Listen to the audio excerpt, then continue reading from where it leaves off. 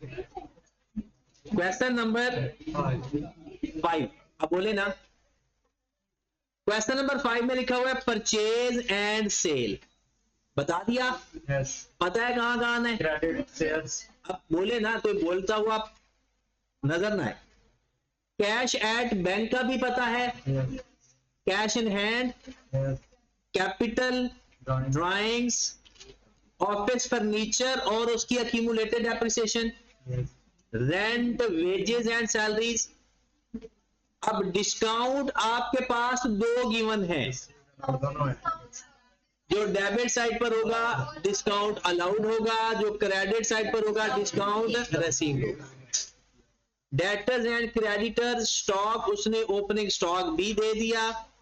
Commission credit side पर है, income है। डिलीवरी वैन हमारा नॉन करंट, और साथ ही उसने उसकी एक्यूमुलेटेड डेप्रिसिएशन भी बताई हुई है। फिर उसके बाद वैन रनिंग कॉस्ट, ये हमारे एक्सपेंस होंगे। बैड डेट्स रिटर्न ऑफ, ये बैड डेट्स हैं। अब आपने करना क्या है, अगर आप लोगों का ट्रायल बैलेंस टैली है,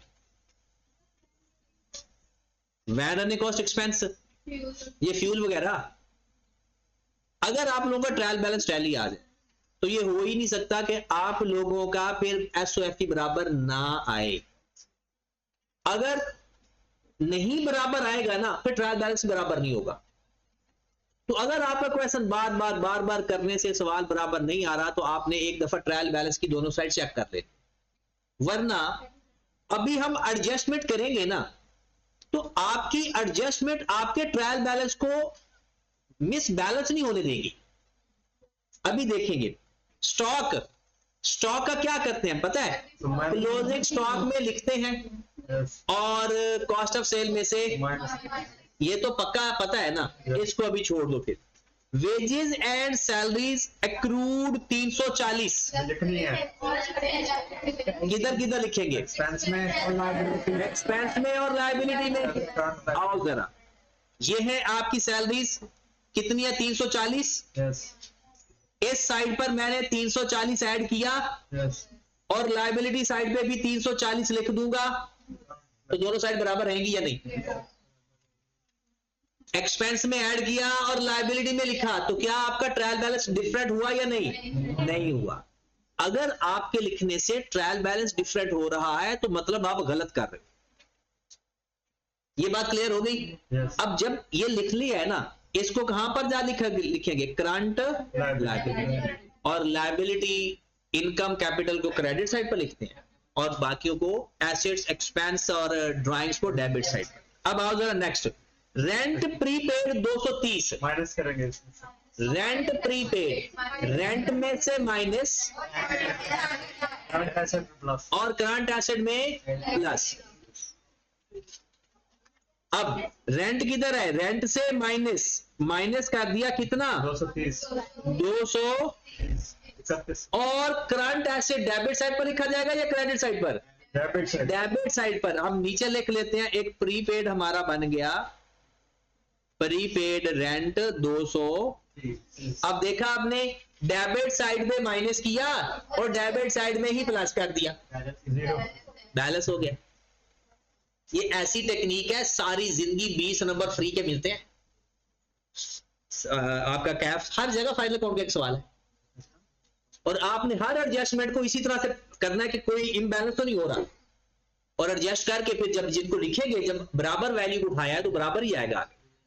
अब आगे चले जरा, van running cost owing, owing का मतलब होता है क्रूड, 230, तो इसमें 230 प्लस कर दिया, और लायबिलिटी में भी 230 ऐड कर दिया, दोनों साइड पर 230 चला गया, बराबर। कमीशन रिसीवेबल, इनकम में ऐड, और करंट एसेट, तो ये पता है ना, एक्रूड इनकम का मतलब होता है कमीशन रिसीवेबल। तो कमीशन किधर पड़ा हुआ है, कमीशन में 110 ऐड, और करंट एसेट में भी 110 आ जाएगा कमीशन। सारी एडजस्टमेंट हो गई। अब जिसको प्लस माइनस किया है उसको अपडेट करके लिख दो, बाकी सब जो पुराना है उसको एज इट इज लिख दो, और जो नई चीजें लिखी है वो अपनी अपनी जगह पे चले जाएंगी। जैसे प्रीपेड रेंट है, करंट एसेट में चला जाएगा, ये करंट लायबिलिटी में चला जाएगा, ये भी करंट लायबिलिटी में चला जाएगा। अब सिर्फ सवाल पोस्ट करना है। अब तो ये सवाल बन गया बगैर एडजस्टमेंट वाला, एक तो था ना एडजस्टमेंट के साथ, अब ये क्वेश्चन क्या बन गया, बगैर एडजस्टमेंट वाला। करो जरा, और जो आपने ऊपर किया है ना इसको बोलते हैं adjusted trial balance. Trial balance को सही करना मतलब उसके नीचे वाली इंफॉर्मेशन ऊपर पोस्ट कर देना, उसे क्या बोलते हैं, एडजस्टेड ट्रायल बैलेंस। आओ जरा सवाल करते हैं। सबसे पहले नाम लिखेंगे, रहमान जो भी नाम होगा। Statement of comprehensive income for the year ended, 28 जो भी डेट होगी लिख लेना। सबसे पहले लिखेंगे सेल्स या रेवेन्यू 157 अपने क्वेश्चन में। अब तो आपके क्वेश्चन है सारा कुछ उसके अंदर ही प्लस माइनस सामने कर दिया है। 157165 157165। अब दो बातें सोचनी है, क्या सेल्स रिटर्न है, डिस्काउंट अलाउड तो नजर आया था 800 156 15634, ये हमारे पास सेल्स आ गई। अपना अपना सोल्यूशन सामने रखो ना, अगर किया है तो। Less cost of cell,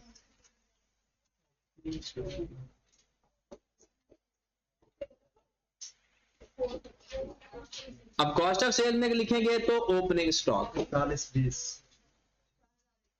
4120 plus किया परचेजेस, क्वेश्चन के अंदर गिवन है 92800 92800। क्या क्वेश्चन के अंदर परचेज रिटर्न है, परचेज रिटर्न इधर है।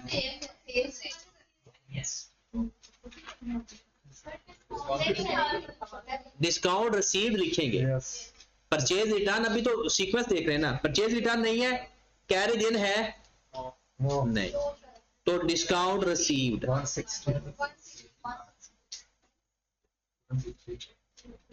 160 माइनस कर देंगे क्लोजिंग स्टॉक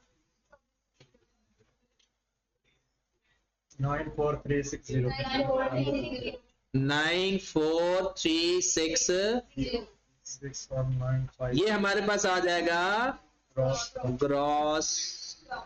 61985 हाँ जी, ग्रॉस प्रॉफिट कितना आया 61985 6198। यहां तक कोई परेशानी, परेशानी सिर्फ तब आती है जब आप प्रैक्टिस नहीं करते, वरना तो ये सारी चीजें ट्रायल बैल से उठाकर अपनी अपनी सही जगह पे लिखनी है। और आप कह दो ये सवाल मुश्किल है, मुझे तो ये समझ नहीं थी आई कैप इसमें से 20 नंबर क्यों देता है। ये तो सिर्फ चीजें उठाकर सही जगह पे रखने का काम है, बस कोई कैलकुलेशन नहीं, कोई वर्किंग नहीं, कुछ याद भी नहीं करना पड़ता, आपको सिर्फ फॉर्मेट याद होना चाहिए, बस कौन सी चीज कहां लिखनी है। उसके बाद चले अदर एक्सपेंसेस पे। अदर एक्सपेंसेस सिर्फ डेबिट साइड पर मिलेंगे। सबसे पहले आ जाओ जनाब रेंट। रेंट आप डायरेक्ट माइनस करके लिख लो, या 3400 है माइनस 230 कितना 170। रेंट के बाद wages and salaries, 31400 wages and 31400 plus 340 plus 340 31740। उसके बाद डिस्काउंट हो चुका है, कमीशन इनकम में जाएगा, delivery van running expenses 615 plus 615 पहले का गिवन है plus 230 plus 230। 845 bad debts 730. Depreciation है, No, बस बाकी नहीं. क्योंकि डेप्रिसिएशन भी वो भी मतलब पहले ही कर लिख लेता होता है, एक्सपेंस आ गया सारे हमारे 36485. 36485, ये हमारे पास आ गया net profit, Operating operating profit 25,500. 25,500। Add up. अब इसमें फाइनेंस कॉस्ट तो कहीं नजर नहीं आई, Yes. फाइनेंस कॉस्ट कहीं नजर, add Other income. Commission. Other income में सिर्फ एक ही कमीशन है, Yes. और कमीशन को भी एडजस्ट करना है। Yes. कितना है कमीशन? 405. 405 में 110 ऐड कर दिया, Yes. 405 110। 515. ओके की बात। 26015. नेट प्रॉफिट कितना आ गया? 260।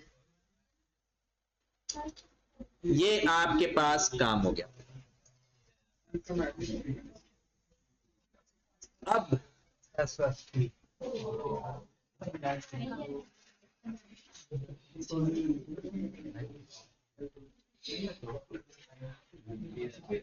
चलो, आपके पास क्वेश्चन है ना मोबाइल में, लिखते जाइए।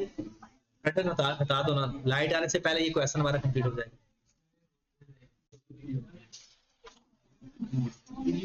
चलो जी, मोबाइल सामने रखें ना, हम स्टेटमेंट ऑफ फाइनेंशियल पोजीशन बना लेते हैं। Statement of financial position as add होगा, Yes. और आगे डेट आएगी। Data.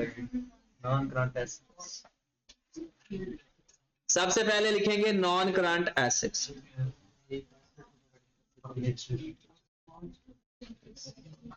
हाँ जी, नॉन करंट एसेट सबसे पहले हमारे पास कौन सा नजर आ रहा है?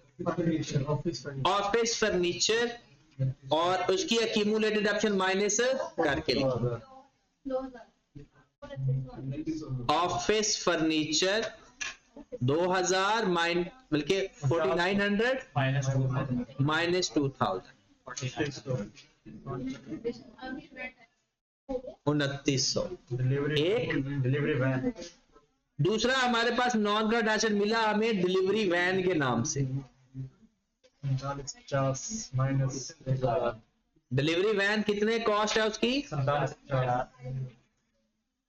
4750 माइनस 1000। 6650। हाँ जी, अब नॉन करंट एसेट कितने हो गए टोटल? 6650। 6650। अच्छा, जिसने नहीं किया वो भी साथ साथ कर रहा है। तो उसके बाद है करंट एसेट्स। सबसे पहले क्या लिखते होते हैं? स्टॉक। 2400। स्टॉक हमारा है 2400। फिर लिखते हैं डेटर्स। 12316। डेटर्स हमारे कितने लिखे हुए हैं? 12316। Cash in hand. फिर उसके बाद हमारे पास क्वेश्चन के अंदर स्टार्ट में लिखा हुआ है कैश एट बैंक और कैश इन हैंड। बैंक में कितना पैसा पड़ा है? 4100। यस। और कैश कितना है? 324। Prepaid bank. और फिर एडजस्टमेंट वाले जो हमने लिखे हैं वो भी लिखेंगे। यस। एक प्रीपेड रेंट है और एक कमीशन रिसीवेबल।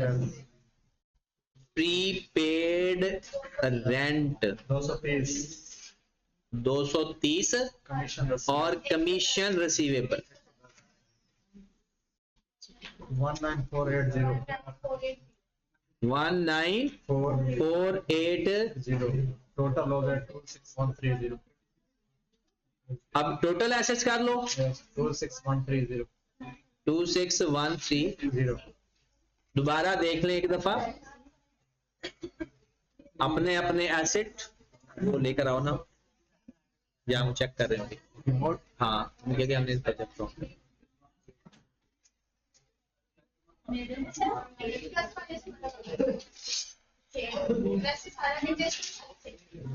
क्लास में गलत है,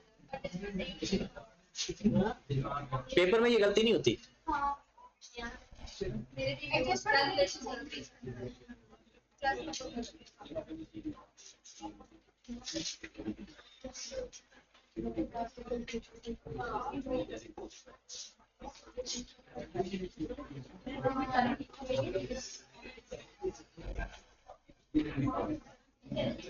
तो इसके बाद आ जाता है इक्विटी एंड लायबिलिटी।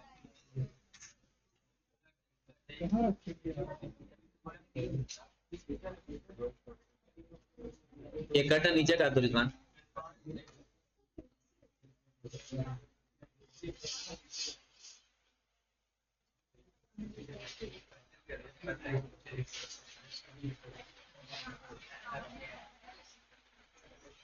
जी ये अपना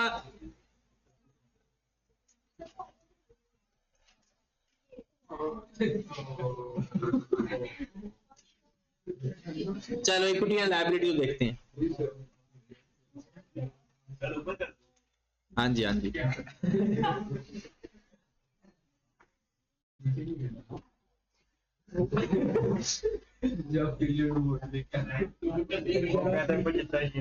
अच्छा पहले कैपिटल देखें, कैपिटल कितना है? 11,000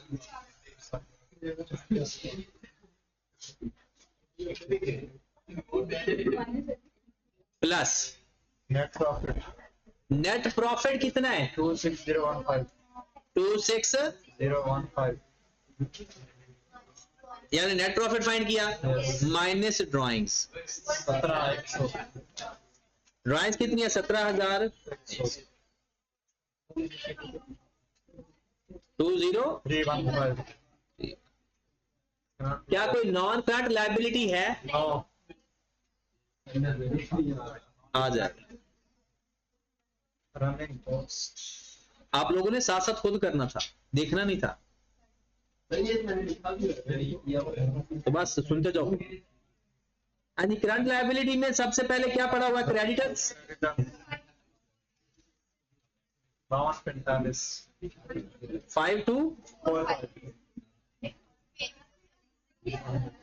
उसके बाद एक्रूड वेजेस एंड सैलरीज कितनी है?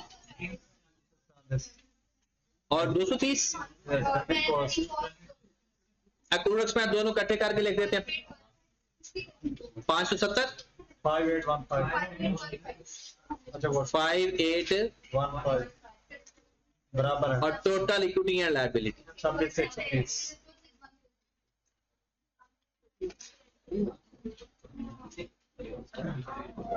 कितना आ गया? 2630 26130। यस अब आ जाओ नेक्स्ट क्वेश्चन पे। उनको कोई कुछ नहीं चला।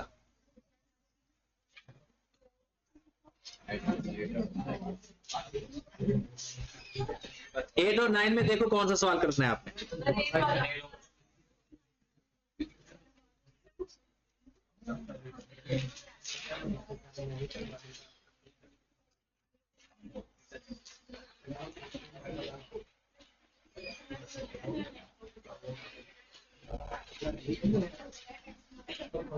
चलता है ऐसे। दरमियान वाला भटक गया ऊपर से दरमियान ये मेरे उधर से दरमियान वाला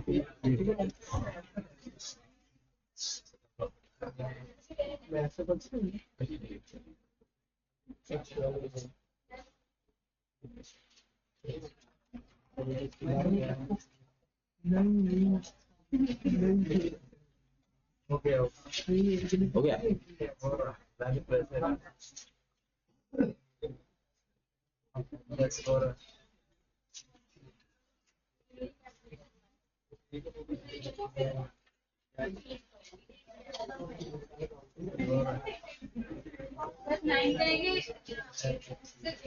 चलो 8 करो।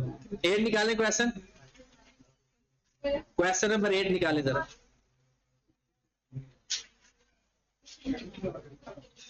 अच्छा इस क्वेश्चन की ना मैंने आपको जो एडजस्टमेंट है वो ऊपर एडजस्ट करके दे देता हूँ, उसके बाद तो सिर्फ पोस्टिंग रह जाती है ना। पोस्टिंग नहीं बता रहे, पोस्टिंग क्या?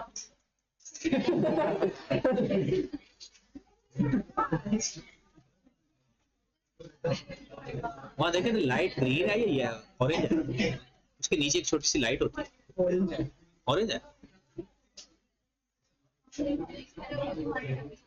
अब ब्लिंक कर रही है या साइलेंट है?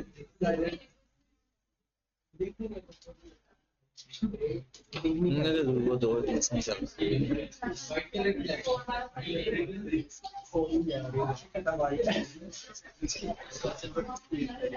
चलिए क्वेश्चन नंबर 8 पे आप, क्वेश्चन नंबर 8।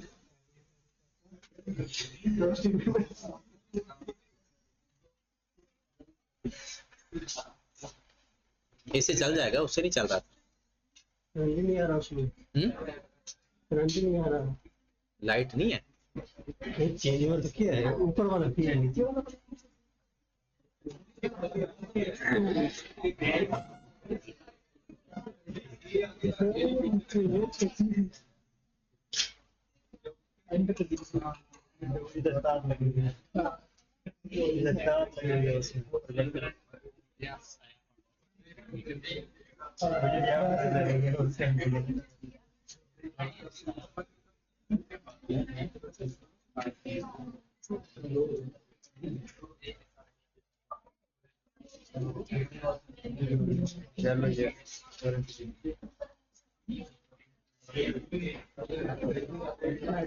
क्वेश्चन अपने ना असाइनमेंट से पढ़ना शुरू करें। क्वेश्चन निकालें। सबसे पहले सेल्स क्वेश्चन अपने सामने रखना है। क्वेश्चन नंबर 8 करने लगे। परचेज, फिर सेल रिटर्न, परचेज रिटर्न, फिर स्टॉक आ गया, कमीशन क्रेडिट साइड पे लिखा हुआ है तो इनकम, वेजेस एंड सैलरीज आ गया, रेट्स आ गया, ये रेट एक्सपेंस होता है, रेंट, रेट्स, इंश्योरेंस। टेलीफोन ये एक्सपेंस होता है, टेलीफोन हमारा एक्सपेंस है ये। शॉप फिटिंग एट कॉस्ट, ये नॉन करंट एसेट है, फिटिंग एंड फिक्सचर। फिर वैन एट कॉस्ट, फिर debtors and creditors, bad debts, capital, bank और ड्राइंग्स।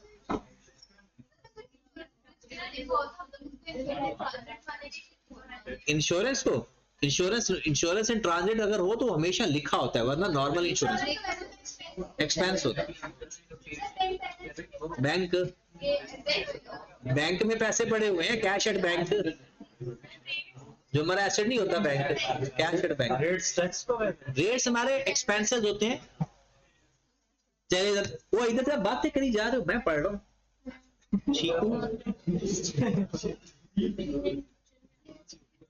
देखिए जरा यार, आवाज ना, जिसने बोलना है ना बाहर चला, अब किसी की आवाज ना है। क्लोजिंग स्टॉक, सबसे पहले क्लोजिंग स्टॉक है 1,20,000। अब 1,20,000 का क्या करेंगे, कॉस्ट ऑफ सेल में से माइनस और करंट एसेट। एक्रूड वेजेस,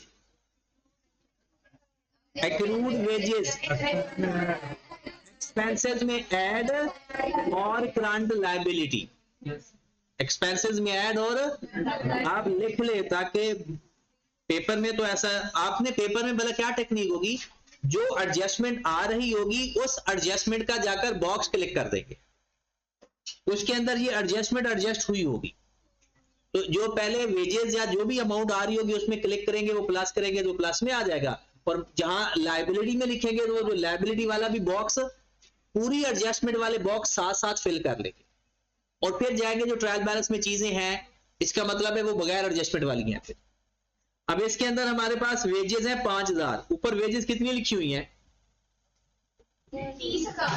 30,000, उसमें 5,000 ऐड कर दो, और साथ करंट लायबिलिटी में भी चला जाएगा 5,000।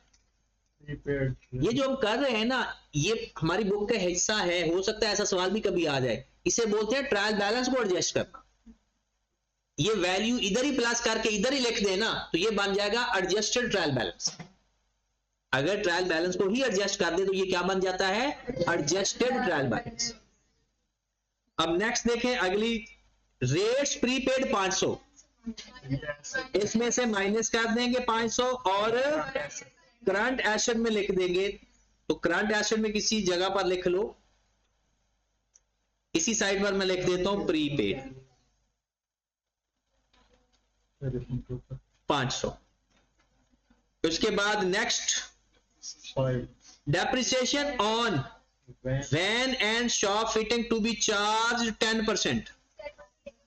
उनकी कॉस्ट का 10% लेकर एक्सपेंस में भी लिखेंगे और एसेट में से माइनस भी करेंगे। तो 10% ले लो, कितनी अमाउंट आ रही है? शॉप फिटिंग है 40,000,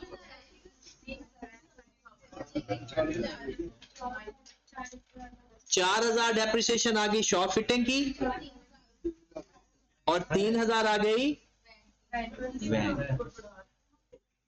ठीक होगी बात?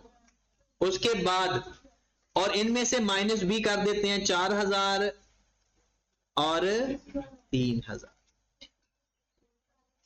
उसके बाद है टेलीफोन, 40,000 लिखा हुआ है।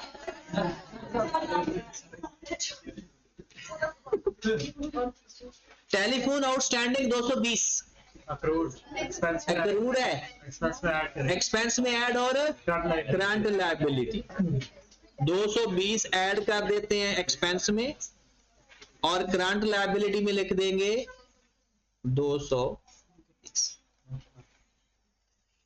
फिर उसके बाद last unearned commission,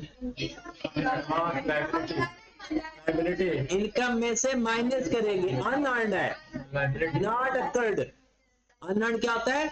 not occurred. और अकर नहीं है तो हमारी इनकम, तो 100 माइनस करके करंट लायबिलिटी में लिख देंगे। तो कमीशन लिखा कितना हुआ है? 800, उसमें से 100 माइनस कर दें और अपनी करंट लायबिलिटी में भी 100 लिख। मतलब क्रेडिट साइड पर प्लस भी हुआ, क्रेडिट साइड पर माइनस। डन। अब हमने इसको पोस्ट करना है जी। आगे खुद कर लोगे, आगे वाला नहीं करवाऊंगा, वो आपने खुद करना है। मैंने सिर्फ एक ही सवाल करवाना है 9 में से। अब वो मैं किसने पूछा?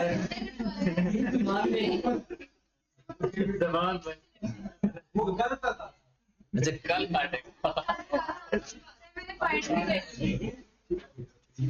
इसको ना पार्टनरशिप के अंदर सीखना। ये रेट्स, टैक्सेस और ये जो टोकन कमीशन वगैरह होते हैं, ये भी एक है। चले नहीं। अच्छा अब ना अपना रजिस्टर सामने रखें, साथ साथ सारी कैलकुलेशन करते हैं। सेल्स में 4 लाख लिखे, एसओसीआई बना रहे हैं पहले 8। अच्छा हमने सवाल पूरा पढ़ लिया है, एडजस्टमेंट भी पढ़ लिए हैं। नहीं 4 लाख। सेल्स कितनी आ गई? सेल्स के अंदर 3 बातें सोचते हैं इसके अलावा, एक से रिटर्न, एक डिस्काउंट अलाउड और तीसरी बात एडजस्टमेंट में तो कुछ नहीं है इसका। सब कुछ हो सकता है, एडजस्टमेंट कोई भी हो सकती है, किसी वैल्यू को एडजस्ट करना पड़ सकता है। बताओ क्वेश्चन के अंदर से रिटर्न और डिस्काउंट अलाउड है? से रिटर्न है 5,000, सेल्स रिटर्न 5,000। क्या डिस्काउंट अलाउड है? डिस्काउंट अलाउड नहीं है। तो 395,000 हमारी नेट सेल्स आ जाएगी। Cost of sales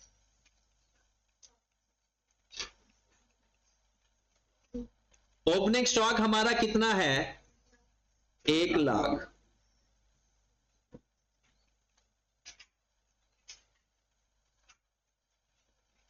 plus purchases कितनी है हमारी? 3,50,000 माइनस परचेज रिटर्न कितनी है हमारी? 6,200 माइनस कर देंगे। कैरेजन तो हमें कुछ नहीं नजर आया था, कैरेजन के बाद क्लोज डिस्काउंट रसीद भी नहीं है। क्लोजिंग स्टॉक पे आ जाए 1,20,000। हाँ जी, सब लोग अपनी कॉस्ट ऑफ सेल फाइंड करें। ओपनिंग स्टॉक प्लस परचेजेस हो गई, माइनस परचेज रिटर्न हो गया और क्लोजिंग स्टॉक हो गया। 323800 आ रहा है सबका? 323800। Gross profit is 71200. 3800. देखिए सेल है 395,000 और कॉस्ट ऑफ सेल है 323,800 और ग्रॉस प्रॉफिट कितना आ रहा है? 71200. 71200। यहां तक पहले अपना सब ओके करो। उसके बाद अदर एक्सपेंस। जी अदर एक्सपेंसेस में कहां से स्टार्ट हो रहे हैं हमारे? Wages and salaries. 35,000 लिखते हैं डायरेक्ट। Wages and salaries 35,000। उसके बाद रेट्स 5,500। 500 माइनस करके लिखना है ना। फिर उसके बाद टेलीफोन 1220।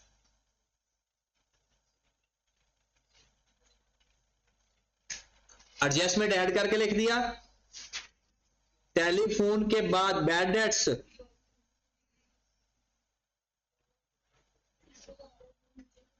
200।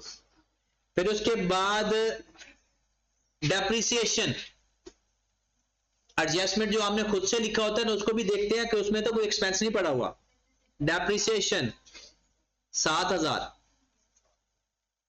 क्योंकि 4,000 एक एसेट किया, 3,000। चलें जी, अब आपका एक्सपेंस का टोटल बता दो कितना है। 48,920 और उसको प्रॉफिट ग्रॉस प्रॉफिट से माइनस करो तो ऑपरेटिंग प्रॉफिट आ गया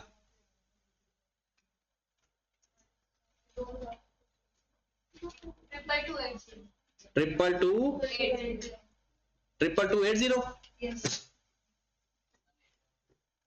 71,200 ग्रॉस प्रॉफिट में से एक्सपेंस माइनस कर दिया 48,920। अब फाइनेंस कॉस्ट है क्वेश्चन के अंदर?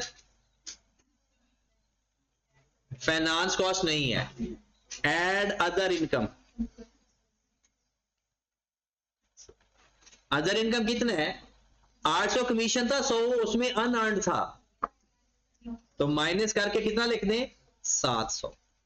तो आपका नेट प्रॉफिट कितना आ गया? 22,980। 22,980। यहां तक पहले तसल्ली करें कि जो चीजें लिख ली हैं वो ओके हैं सबकी। 22,980। अब हम चले जाते हैं स्टेटमेंट ऑफ। यहां तक ठीक है? मेरा सही हो गया, बस depreciation 4 lakh. Non current assets.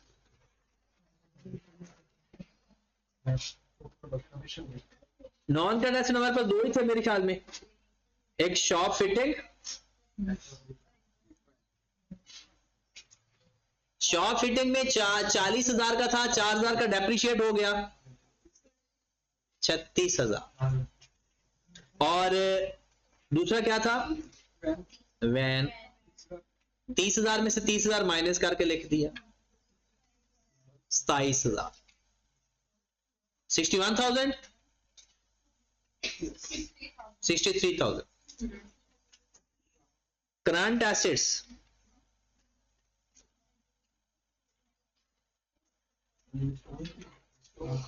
हाँ जी, करंट एसेट्स कितना आ गया हमारे पास?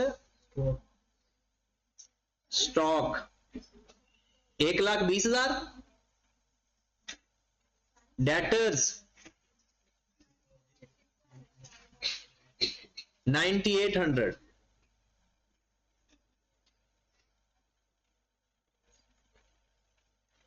उसके बाद आपके पास है बैंक बैलेंस 3,000।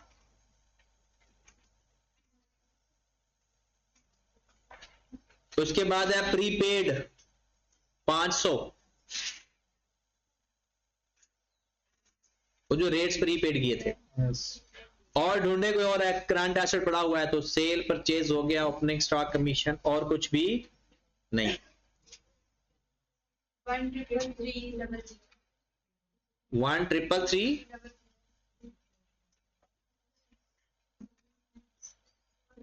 196 total assets 196,300 196,300। उसके बाद आ जाए इक्विटी एंड लायबिलिटी।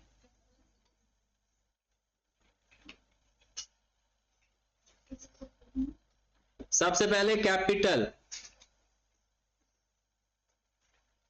कैपिटल कितना है? 179,000। कैपिटल कितना है? 179,000। प्लस कर दें इसके अंदर नेट प्रॉफिट। कितना आया था नेट प्रॉफिट? 22,980। माइनस कर दें ड्राइंग्स 18,000। हाँ जी 183। नॉन करंट लायबिलिटी कोई नजर नहीं आई। 980।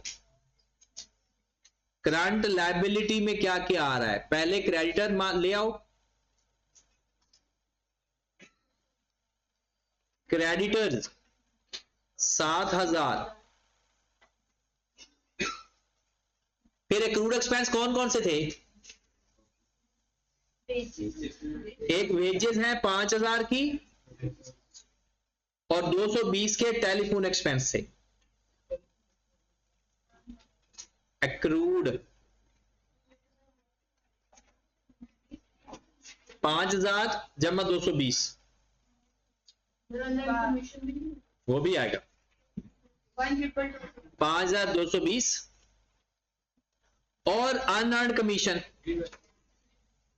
100 रुपया। और कोई लायबिलिटी पता हो आपको? हाँ जी 7,000 में 5,220 प्लस कर दो और 120 12,320 टोटल इक्विटी एंड लायबिलिटी कितना? 196,300। 196,300। अब आप लोगों ने टोटल कितने क्वेश्चन कंप्लीट हो गए हमारे? 9 क्वेश्चन तक आपको सारे कॉन्सेप्ट का पता होना चाहिए और कल मैंने चेक भी करने, ठीक है। और फिर उसके बाद कल एक नया कॉन्सेप्ट स्टार्ट हो जाएगा, इसका बैड डेट्स कैसे शामिल करने हैं, तो ये फिर टॉपिक हमारा कंप्लीट हो जाएगा।